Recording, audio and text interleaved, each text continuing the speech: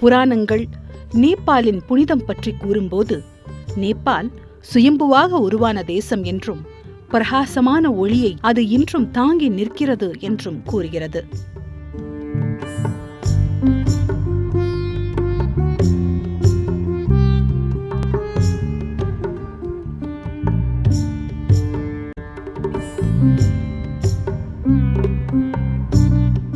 நாகதாகா எனப்படும் ஏரி முழுக்க நாகங்கள் நிறைந்திருந்தன என சொல்கிறார்கள்.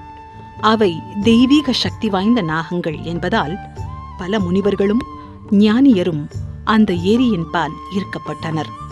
அந்த ஏரியின் நடுவில் 1000 இதழ்கள் கொண்ட தாமரை சுயம்புவாக இருந்தது. தாமரை இதழ்களை சுற்றி எங்கும் பிரகாசமான ஒளி வீசியது. அந்த பிரகாசமான ஒளியை கண்ட போதிசத்துவர் இந்த ஒளியின் அருளில் மிக ஆழமான நாகரிகத்தினை தன் அகக்கண்களில் கண்டார். அந்த ஏரியின் நீரை நீக்கி நேபாள பள்ளத்தாக்கை உருவாக்கினார். பிரகாசமான ஒளியை தாங்கிய தாமரையோ இன்றும் பிரகாசித்துக் கொண்டிருக்கும் மலையாக மாறியது. பின்னாளில் சாந்தி கராச்சாரியா அந்த ஒளியை குறிப்பிடும் வகையில் அங்கே சுயம்புநாத் ஸ்தூபத்தை உருவாக்கினார். இந்த ஸ்தூபம் இன்றும் பல ஆயிரக்கணக்கான யாத்திரிகர்களையும் சுற்றுலா பயணிகளையும் ஈர்த்து வருகிறது. 4 திசைகளை நோக்கியும் 4 முகம் கொண்ட இந்த ஸ்தூபத்தில் புத்தரின் கண்கள் தீட்டப்பட்டுள்ளன. இது புத்தரின் 4 விதமான பார்வையை குறிக்கிறது. ஞானக்கண்கள் என அழைக்கப்படும் இவையே இன்று நேபாளின் சின்னமாக ஆனது.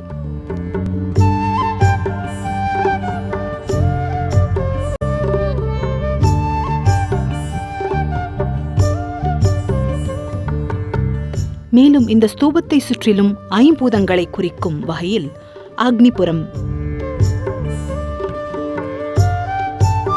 வாசுபுரம்,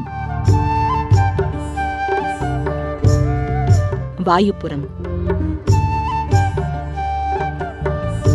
நாகபுரம், ஆகாசபுரம் என 5 கோயில்களையும் உருவாக்கினார் சாந்தி கராச்சாரியா.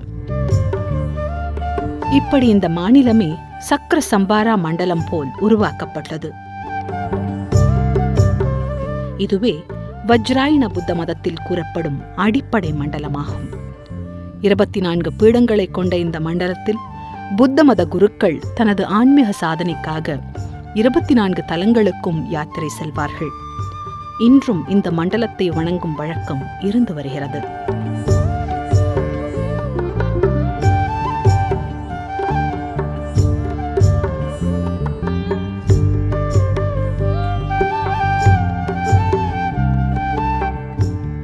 நேபாளத்தின் நேவாரி பாரம்பரியத்தை சேர்ந்தவர்களின் புத்தாண்டின் போது இந்த மண்டலம் கோலமாக அவர் வீட்டில் வரையப்பட்டு வணங்கப்பட்டு வருகிறது.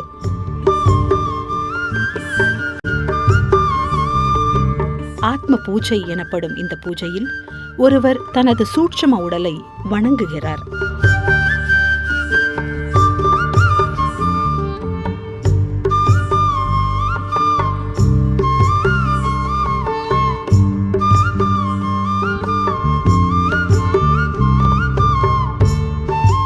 இப்படி மாந்திரிகம், தாந்திரிகம், ஆன்மீகம், புதிர்கள் இவையெல்லாம் நிறைந்த நேபாளம் உலகில் வேறெங்கும் இல்லாத தனித்துவமான ஒரு உலகம்.